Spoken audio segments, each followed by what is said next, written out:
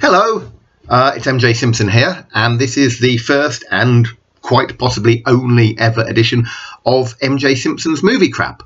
I worked on SFX in the 90s and then freelanced for some years after that on magazines like Fangoria, Video Watchdog and Shivers and so on. So basically during that period I acquired an enormous amount of promotional and spin-off ephemera, memorabilia, crap, call it what you like, some of which I got through my job, some of which I bought at film fairs. It's all stacked up in various folders and filing cabinets, and I thought I'd dig some of it out and show it to you, because otherwise it's just accumulating dust, really. And for this first and possibly only edition, I'm going to be looking at my extensive collection of Morons from Outer Space ephemera, and that's quite possibly a sentence that's never been said before in the entire history of the English language. Morons from Outer Space is one of my favourite films, and in the manner of favourite films, I haven't actually seen it for many, many years. In fact, I'm not even convinced I've got it on DVD, but I do love it.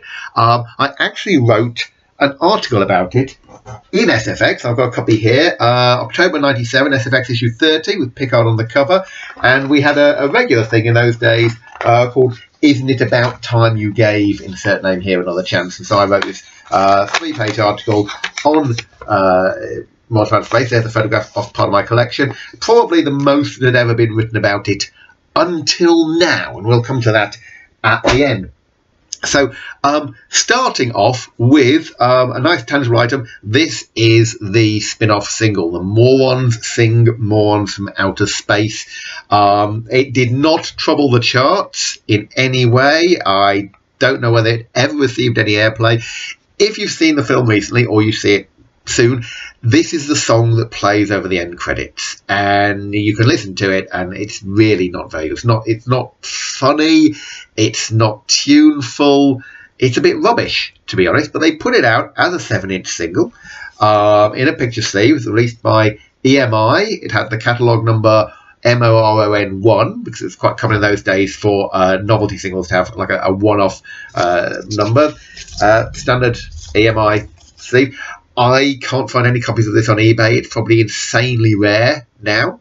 And I haven't listened to it for a long time, and I have no intention of. The B-side, I know you think, well, what's on the B-side? It is simply a different mix of the same song. It's called the Dubious Mix, which I think is a weak pun on dub. Dubious version, because things called the dub version in those days. It was basically a sort of stripped down, danceable beat version. Why you'd want that, I don't know. What I did find on eBay, one example of, so it's probably not quite that, is the 12-inch. There's a German seller got one of these, which he's mislabeling as an LP. It's not, it's just a 12-inch single. Exactly the same sleeve. This one's got a sticker on it saying manufacturer's property not for sale, which means it was given out as a freebie, as a promo copy. And with these sort of records, quite often it's harder to find them without a promo sticker than with. This has the two tracks from the 7-inch, and then the A-side is Morons from Outer Space Moronic Mix, which runs a will-sapping 6.5 minutes. And I can't imagine why you would want to listen to that. It's a bizarre thing. The song was lyrics by Mel Smith, music by Peter Brewis, who wrote a lot of songs for Northern Uncut News and Alaska and Jones and so on. So there's a couple of nice items. If you're in a more literary than musical mood, you could always read the novelization. Again, very hard to come by nowadays. It's a novelization by Simon Bell, based on a screenplay by Griffith Jones and Mel Smith. I don't know a lot about Simon Bell. He did write, again, some Not Uncut News, Alaska Smith and Jones stuff. He wrote a book called Who's Had Who, about sort of celebrity entanglements, and doing a quick Google for him, apparently in 2005 he started dating Annika Rice. So good for him. One of the gigs he got was to turn the screenplay into a novel. It's got quite a lot of black and white, hold that up there so you can see, quite a lot of black and white photographs in the middle. It runs 159 pages. It cost £2.95. It was published by Virgin Books. I'm not planning to read that anytime soon. So the record and the book were the two sort of legitimate bits of memorabilia you could buy. There were no like action figures or anything like that, obviously. But there was a great deal of promotional stuff to promote this. And one of the things is, this doesn't look like much. It is the press information from Universal and MCA company. So if you go to a press screening, this is what they would give you when you went in. You'd get a couple of a couple of black and white stills there, and then you get some typed sheets of blurb, and this has the full cast and crew credit list, because then there's no IMDb. You can't look this stuff up. If you're going, oh yeah, the guy who played the general was really good, what was that actor's name? You can just look it up in here, and it has a synopsis of the film, a little bit of production background, and some biographies of the main cast and crew. And I don't know if they still do these things. It's probably all online now. They still do some sort of press notes. I wrote some press notes for the Hitler's movie in 2005. But I haven't been to a press screening for a long time. But that's quite a nice one, because these things tend to get thrown away. You know, it's just typed sheet of paper, but actually, it's a little bit of history there. This is the more formal version, so it's got a synopsis and the main cast and crew, just the main ones, released by Columbia, EMI, Warner distributors. So that would have gone out to maybe people who weren't at the press screening. Not a lot to say. It's got synopsis, not for publication. A lot of photos would be sent out. In those days, photographs were black and white 8x10s. Most things, newspapers and magazines, were printed in black and white. If you've got old Starburst and things like that, you'll see that apart from the cover and maybe a couple of pages, everything's black and white. And so they, things were sent out in black and white with literally a description of what it was, typed and literally sellotaped to the back. And so I managed to collect a few of these. There's the Morons in their spaceship at the concert at the end. There's Mel taking his helmet off. There's Dinsdale Landon and James B. Sicking from Hill Street Blues. And there's Griff reading Chariots of the Gods. So it's always nice to get these proper 8x10s. I mean, you probably find the images easy enough online, but it's nice to have the items. I've also got, now this is a bit odd, these little black and white photos. I'm not sure what these are for. I mean, as far as I can tell, they're originals, but I don't know why you'd send out this small format. Anyway, there's some more photographs from the film there of the various cast, and it's largely the same stuff that's in the book, I think. They are in black and white. If you did want a colour image, maybe for your cover, you'd get it as a 35mm transparency, but I don't have any of those. I do have a couple of colour images which are UK lobby cards, so these would go in a cinema foyer to say, here the film coming up, it's on or is coming out next week. So a couple of nice colour images there. And this is the exhibitor's campaign book. So this would go to cinemas with all the gumph that they could order, including lobby cards and things. So various images that can be ordered. There's so you can order copies of the record. Maybe you want to give it away, the freebie, and lots of things to put in your local paper to promote the film. So there's a Name the Planets competition. I'm going to name that one Dave. There's some photos of a caption competition. There's a maze. I mean, it kind of gives the idea of the distributors really were aiming this very much at children. It's not a children's film, but they probably looked at it and it's not very sophisticated, is it? Let's try and sell it to kids. Spot the difference competition with the answers. Let's just see.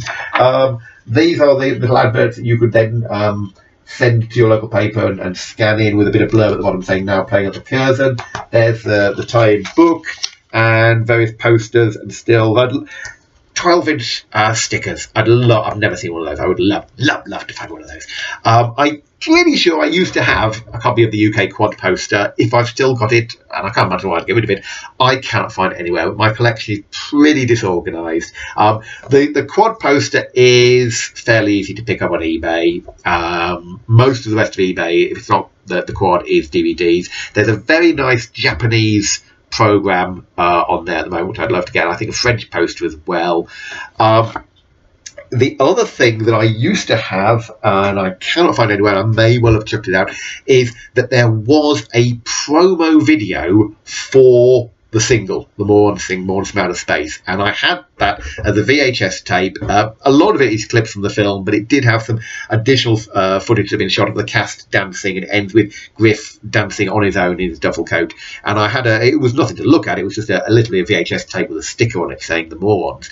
And I probably chucked that out when I chucked out most of my VHS. But interestingly, that's not anywhere on YouTube. You think everything's on YouTube, but it's not. The song is, but the video with it is just, it's the end credits. So if anybody has the actual video from Morons from Outer Space, put it on YouTube. We'd love to see it, but I don't think we ever played on TV anywhere. Never saw it anywhere. The one other thing I have, and this is my absolute favourite item, is this. This is gorgeous. So this is a promotional little gubbins that would have been handed out probably at somewhere like the Cannes Film Festival or the American Film Market.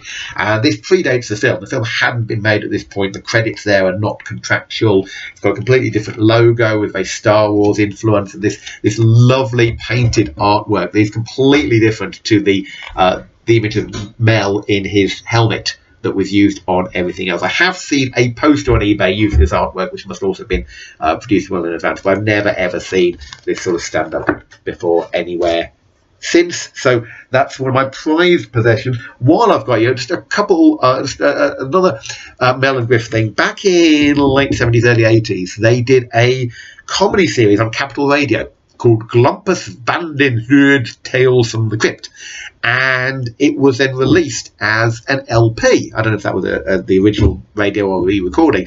I used to have that, don't have it anymore. I've long since got rid of almost all of my comedy vinyl, but I did once find a set of promotional black and white 8x10s for the LP. So these are promo photos for a comedy LP, and there is Glumpus van den Hood. That's Andrew Sachs, who I once met on a radio show. Very, very nice fellow. There is Mel as Inspector Bribeeasy. There's Griff as the Right Honourable Fenchurch Street Porter. There's Colin Fenelon with Sunday Cheeseburger. I'm not sure who the actor is playing that. And there they are with Sergeant Porno, which is Roy McGrath, who I think co-wrote the series. So that's just another little oddity. And the reason why I'm looking at Morons from Outer Space is this thing, which I recently acquired, and it's the Forgotten Film Club Book 1 by John Spira. And what John has done is started a series of books on films that everyone has forgotten. So not cult movies and not well-known movies, but films that people have seen. And he started by writing. It's got this one doesn't have black and white stills in. He's written an entire book about Morons from Outer Space, and this turned up in the post a couple of days ago, and I'm very, very much looking forward to reading this.